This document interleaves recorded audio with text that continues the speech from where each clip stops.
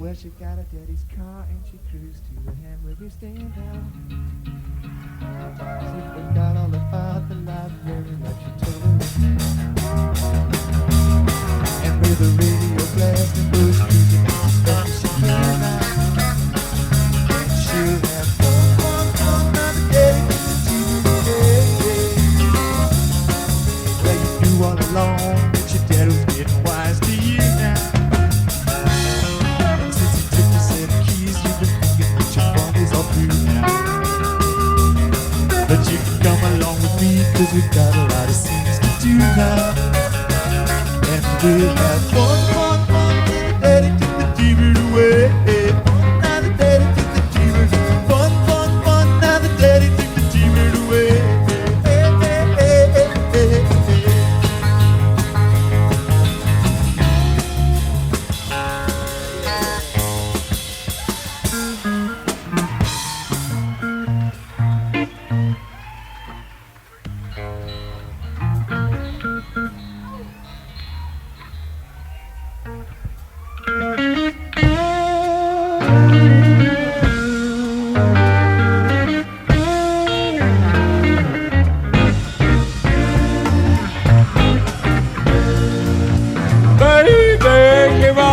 I'm a man up on the scene, and I can give you what you want, but you got to come home with me. And I got a whole lot of good old loving, and I got some in store. When I get through throwing it on you, you got to come back for more. Boys and things will come by the dozen, ain't nothing but drugstore. Pretty little thing, let me light your candle, 'cause mama, I'm so hard to have. Now you come in.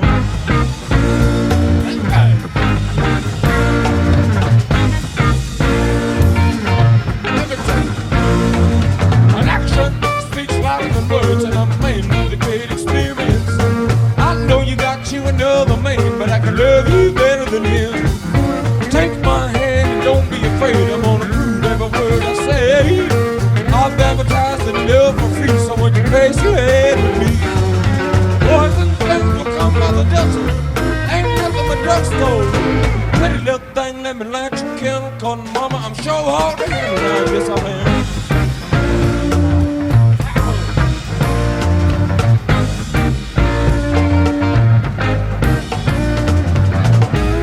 To me, I got the head. Show me your love. It's all I need. Right in the morning, I guess I might get just a little bit hard to handle now, mama, sometimes. I get hungry for your love, I better get it. Hungry for your love, and I better get it. You got a boy coming out. No, in the morning, baby, you can't take it to town like I can. Like I can, I do.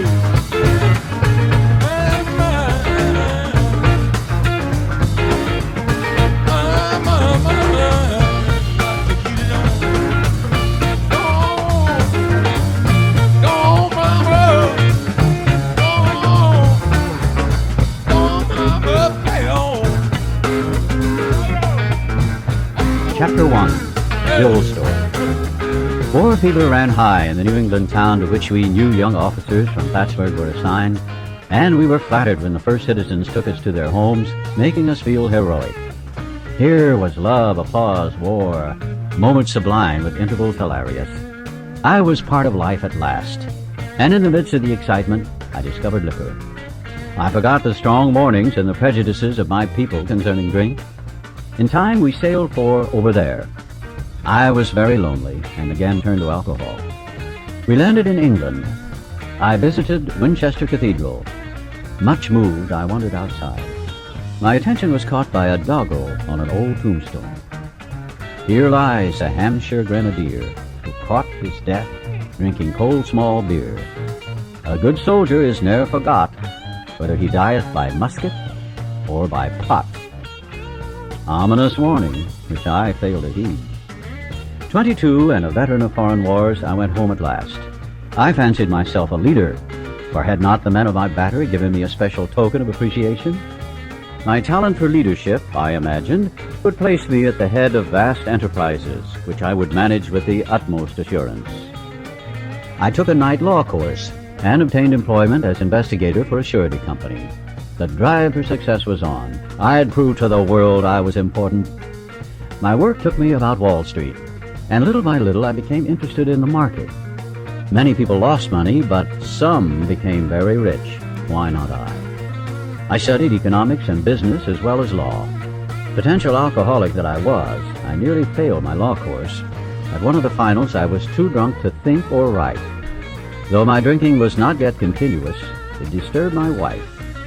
We had long talks, when I would still her forebodings by telling her that men of genius conceive their best projects when drunk, that the most majestic constructions of philosophic thought were so derived. By the time I had completed the course, I knew the law was not for me. The inviting maelstrom of Wall Street had me in its grip. Business and financial leaders were my heroes. Out of this alloy of drink and speculation, I commenced to forge the weapon that would one day turn in its flight like a boomerang and all but cut me to ribbons. Living modestly, my wife and I saved $1,000. It went into certain securities, then cheap and rather unpopular. I rightly imagined that they would someday have a great rise. I failed to persuade my broker friends to send me out looking over factories and managements, but my wife and I decided to go anyway. I had developed a theory that most people lost money in stocks through ignorance of markets. I discovered many more reasons later on. We gave up our positions and off we roared on a motorcycle, the sidecar stuffed with tent, blankets, and a change of clothes, and 3 huge volumes of a financial reference service. Our friends thought a lunacy commission should be appointed. Perhaps they were right. I had had some success at speculation, so we had a little money, but we once worked on a farm for a month to avoid drawing on our small capital. That was the last honest manual labor on my part for many a day. We covered the whole eastern United States in a year. At the end of it, my reports to Wall Street procured me a position there and the use of a large expense account. The exercise of an option brought in more money, leaving us with a profit of several $1,000s for that year. For the next few years, fortune threw money and applause my way. I had arrived. Management and ideas were followed by many to the tune of paper millions. The great boom of the late 20s was seething and swelling. Drink was taking an important and exhilarating part in my life. There was loud talk in the jazz places uptown. Everyone spent in thousands and chattered in millions. Scoffers could scoff and be damned. I made a host of fair-weathered friends. My drinking assumed more serious proportions, continuing all day and almost every night. The remonstrances of my friends terminated in a row, and I became a lone wolf. There were many unhappy scenes in our sumptuous apartment. There had been no real infidelity, for loyalty to my wife, helped at times by extreme drunkenness, kept me out of those scrapes. In 1929, I contracted golf fever. We went at once to the country, my wife to applaud while I started out to overtake Walter Hagen. Liquor caught up with me much faster than I came up behind Walter. I began to be jittery in the morning. Golf permitted drinking every day and every night. It was fun to caroom around the exclusive course which had inspired such awe in me as a lad. I acquired the impeccable coat of tan that one sees upon the well-to-do. The local banker watched me whirl fat checks in and out of his till with amused skepticism. Abruptly, in October 1929, hell broke loose on the New York Stock Exchange. After one of those days of inferno, I wobbled from a hotel bar to a brokerage office. It was 8 o'clock. 5 hours after the market closed, the ticker still clattered. I was staring at an inch of the tape which bore the inscription XYZ32. It had been 52 that morning. I was finished, and so were many friends. The papers reported men jumping to death from the towers of high finance. That disgusted me. I would not jump. I went back to the bar. My friends had dropped several million since 10 o'clock, so what? Tomorrow was another day. As I drank, the old fierce determination to win came back. Next morning, I telephoned a friend in Montreal. He had plenty of money left and thought I had better go to Canada. By the following spring, we were living in our accustomed style. I felt like Napoleon returning from Elba. No St. Helena for me. But drinking caught up with me again, and my generous friend had to let me go. This time we stayed broke. We went to live with my wife's parents. I found a job, then lost it as a result of a brawl with a taxi driver. Mercifully, no one could guess that I was to have no real employment for 5 years, or hardly draw a sober breath. My wife began to work in a department store, coming home exhausted to find me drunk. I became an unwelcome hanger-on at brokerage places. Liquor ceased to be a luxury, it became a necessity. Bathtub gin, 2 bottles a day, and often 3, got to be routine. Sometimes a small deal would net a few $100s, and I would pay my bills at the bars and delicatessens. This went on endlessly, and I began to waken very early in the morning, shaking violently. A tumblerful of gin, followed by half a dozen bottles of beer, would be required if I were to eat any breakfast. Nevertheless, I still thought I could control the situation, and there were periods of sobriety which renewed my wife's hope. Gradually, things got worse. The house was taken over by the mortgage holder, my mother-in-law died, my wife and father-in-law became ill. Then I got a promising business opportunity. Stocks were at the low point of 1932, and I had somehow formed a group to buy. I was to share generously in the profits. Then I went on a prodigious bender, and that chance vanished. I woke up. This had to be stopped. I saw I could not take so much as one drink. I was through forever. Before then, I had written lots of sweet promises, but my wife happily observed that this time I meant business, and so I did. Shortly afterward, I came home drunk. There had been no fight. Where had been my high resolve? I simply didn't know. It hadn't even come to mind. Someone had pushed a drink my way, and I had taken it. Was I crazy? I began to wonder, for such an appalling lack of belief seemed near being just that. Renewing my resolve, I tried again. Some time passed, and confidence began to be replaced by cocksureness. I could laugh at the gin mills. Now I had what it takes. One day I walked into a cafe to telephone. In no time I was beating on the bar, asking myself how it happened. As the whiskey rose to my head, I told myself I would manage better next time, but I might as well get good and drunk then, and I did. The remorse, horror, and hopelessness of the next morning are unforgettable. The courage to do battle was not there.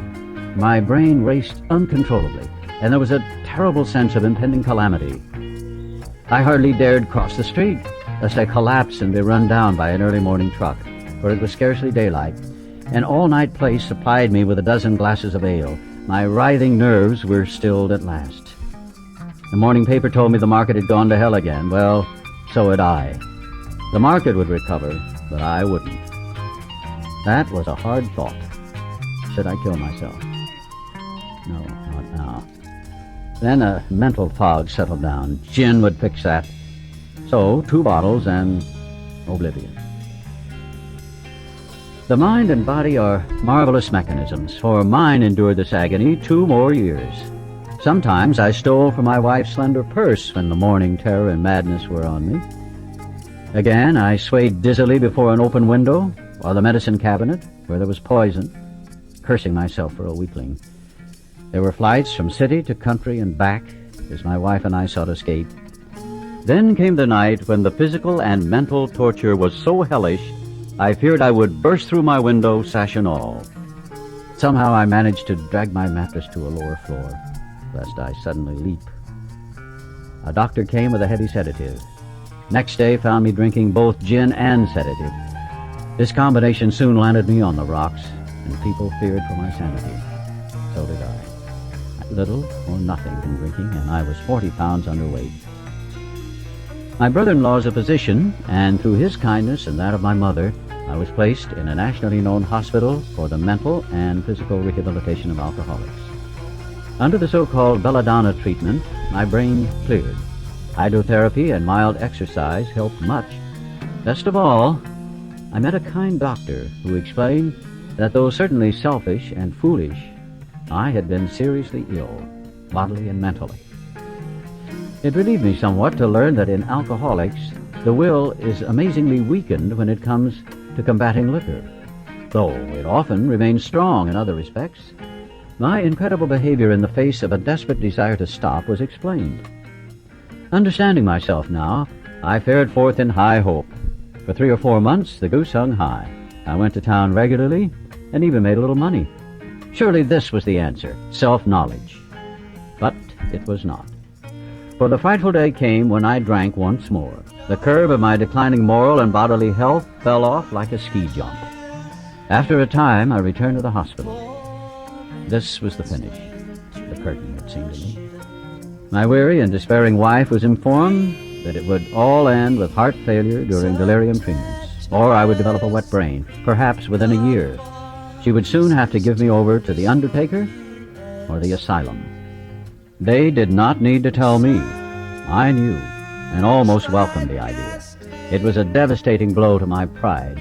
I, who had thought so well of myself and my abilities, of my capacity to surmount obstacles, was cornered at last. Now I was to plunge into the dark, joining that endless procession of sots who had gone on before. I thought of my poor wife. There had been much happiness, after all. What would I not give to make amends? But that was over now. No words can tell of the loneliness and despair I found in that bitter morass of self-pity. Quicksand stretched around me in all directions. I had met my match. I had been overwhelmed. Alcohol was my master. Trembling, I stepped from the hospital a broken man. Fear sobered me for a bit. Then came the insidious insanity of that first drink. And on Armistice Day 1934, I was off again. Everyone became resigned to the certainty that I would have to be shut up somewhere, or would stumble along to a miserable end. How dark it is before the dawn. In reality, that was the beginning of my last debauch. I was soon to be catapulted into what I like to call the fourth dimension of existence. I was to know happiness, peace, and usefulness in a way of life that is incredibly more wonderful as time passes. Near the end of that bleak November, I sat drinking in my kitchen. With a certain satisfaction, I reflected there was enough gin concealed about the house to carry me through that night and the next day. My wife was at work. I wondered whether I dared hide a full bottle of gin near the head of our bed. I'd need it before daylight. My musing was interrupted by the telephone. The cheery voice of an old school friend asked if he might come over. He was sober.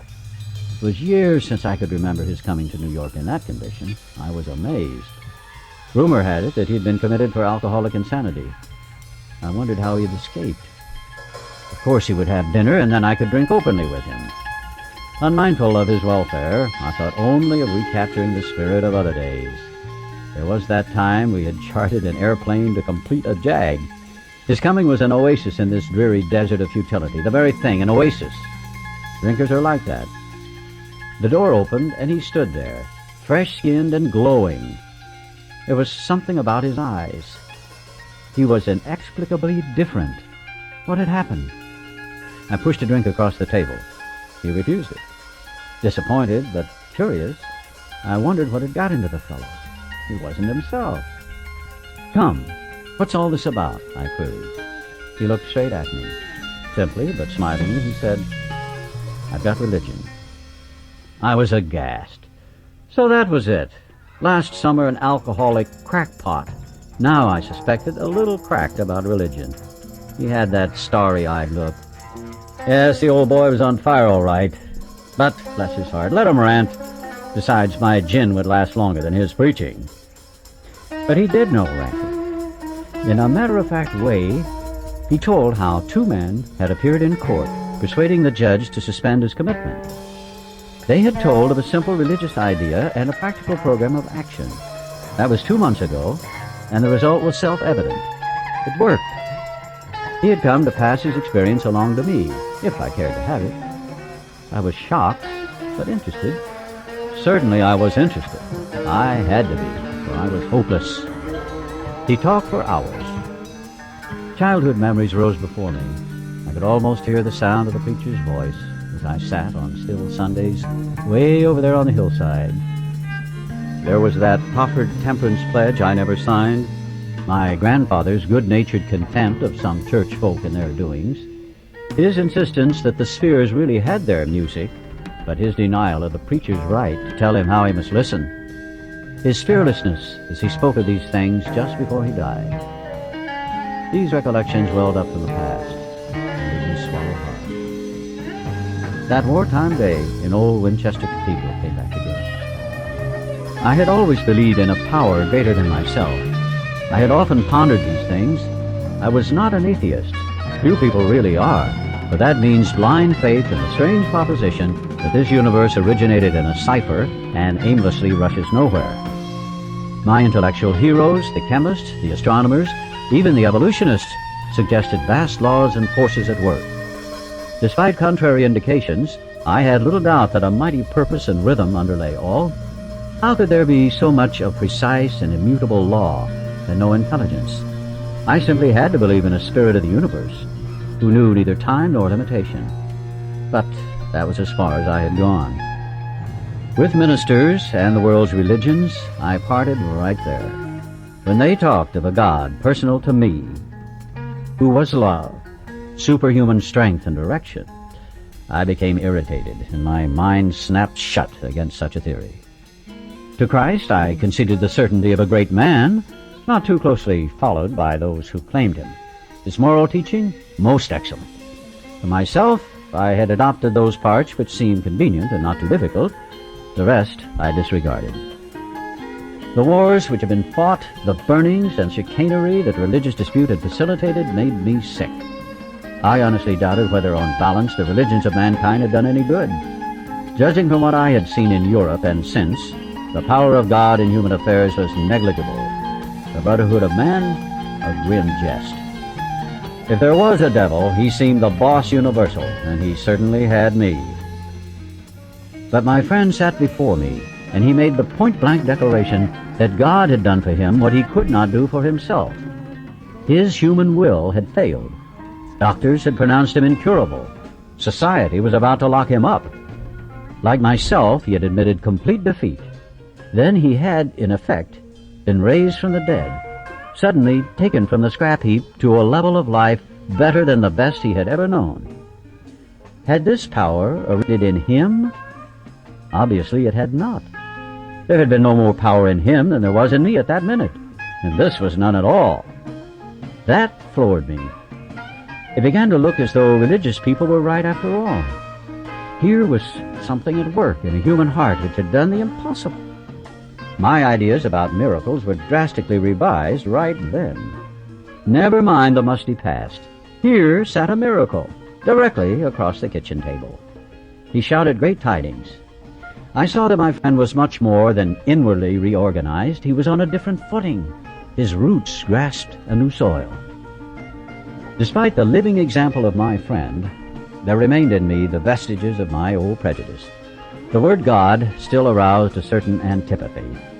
When the thought was expressed that there might be a God personal to me, this feeling was intensified. I didn't like the idea. I could go for such conceptions as creative intelligence, universal mind, or spirit of nature. But I resisted the thought of the heavens, however loving his sway might be. I have since talked with scores of men who felt the same way.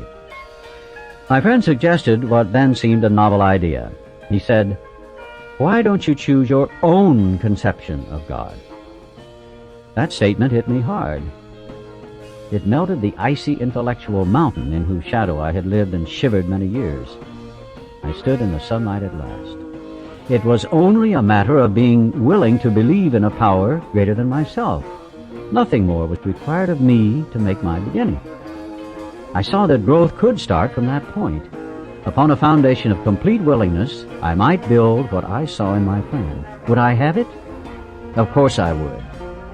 Thus was I convinced that God is concerned with us humans when we want him enough. At long last I saw, I felt, I believed.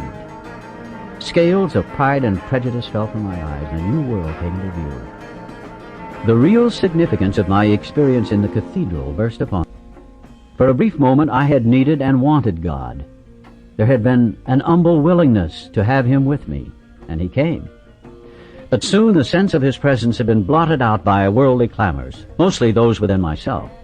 And so it had been ever since. How blind I had been. At the hospital I was separated from alcohol for the last time. Treatment seemed wise, for I showed signs of delirium tremens. There I humbly offered myself to God, as I then understood him, to do with me as he would. I placed myself unreservedly under his care and direction. I admitted for the first time that of myself I was nothing, that without him I was lost.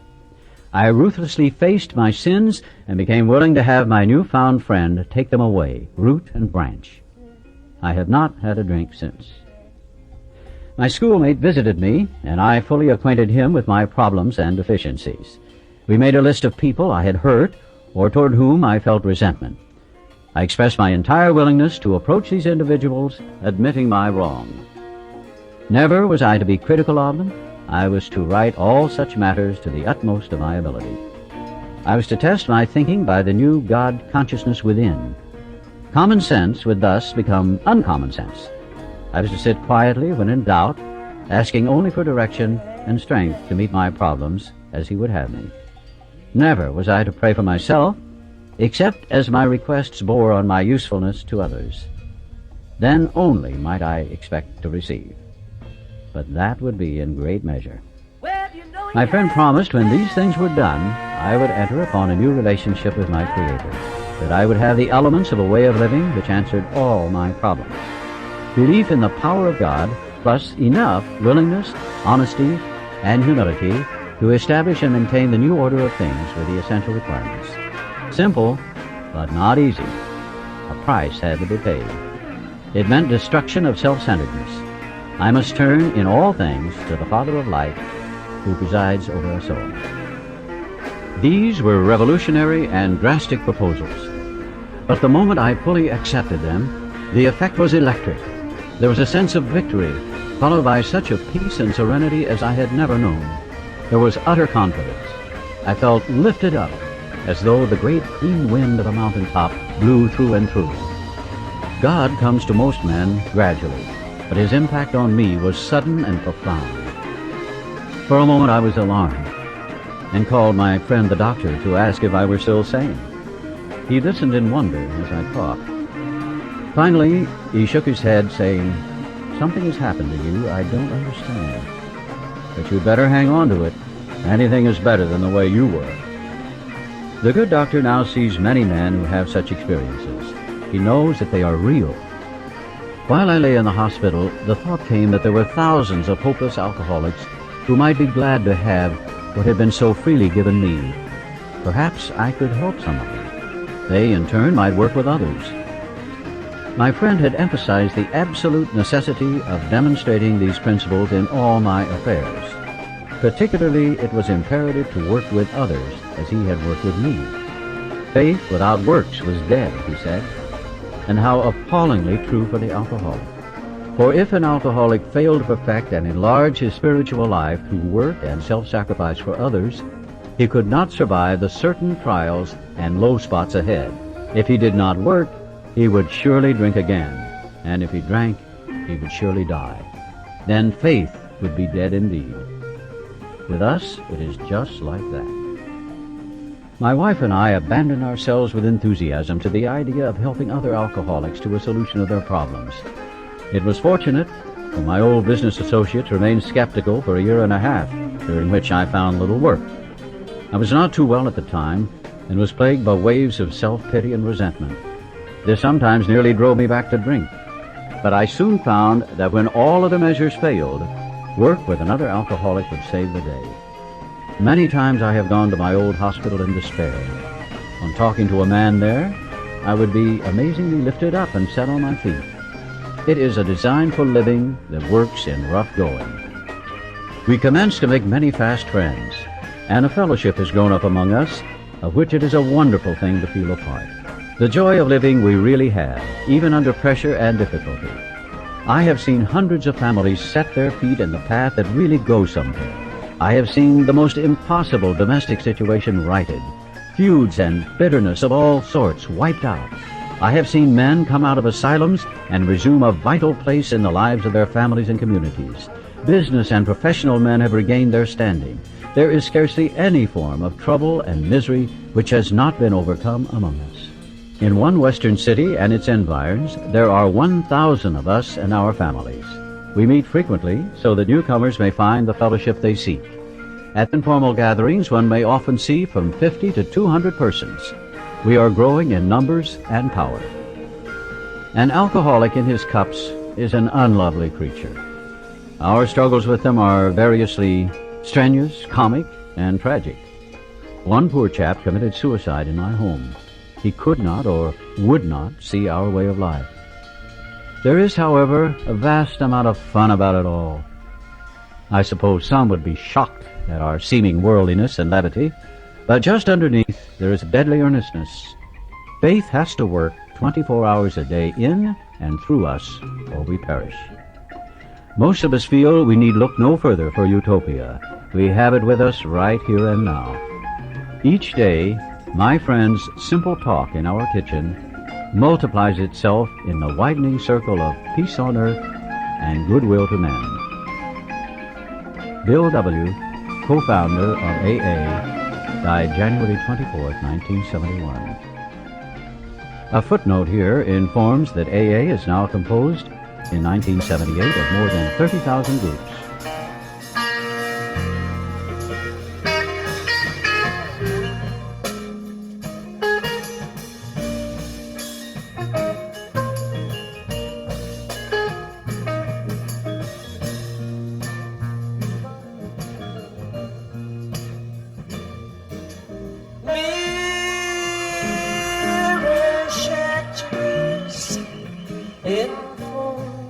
Reflections of heaven,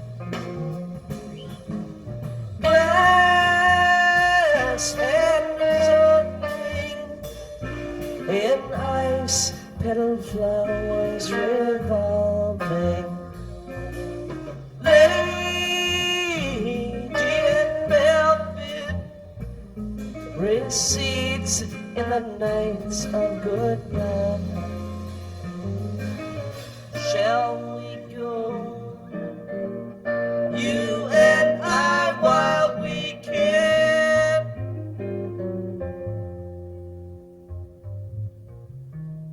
Through the transitive nightfall of diamonds.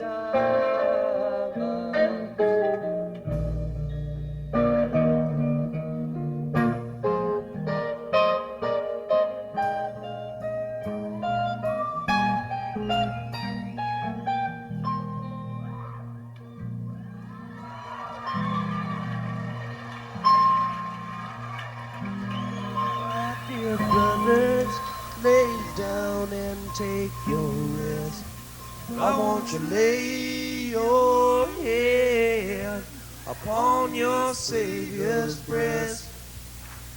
I love you, oh, but Jesus loves you the best. And I bid you good night, good night, good night.